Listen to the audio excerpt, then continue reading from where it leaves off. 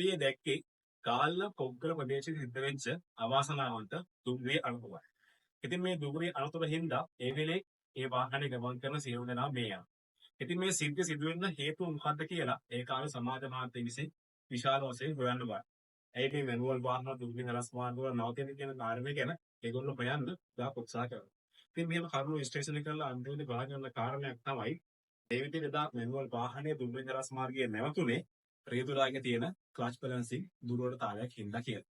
ඉතින් මේ ප්‍රශ්නෙට හේතුව මොකක්ද කියලා අපි හොයාගත්තට ඒ හේතුව අපි උත්තරයක් හොයාගත්තේ නැහැ. ඉතින් අපි තීරණය කරා මේ මැනුවල් වාහනයක් ආරක්ෂිතව ක්ලච් බැලන්සින් කරන්න පුළුවන් විදිහේ උපකරණයක් නිෂ්පාදනය කරා.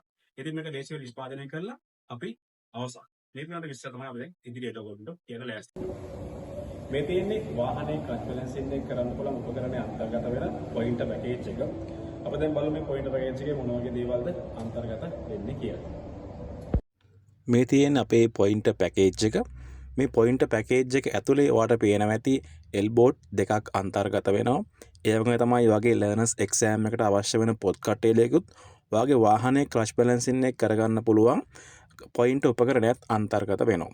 අපි දැන් බලමු මේ පොයින්ටර් උපකරණය පාවිච්චි කරලා වාහනේ ක්ලච් බැලන්සින් එක ඉතාමත් පහසුවෙන් කරගන්නේ කොහොමද කියලා.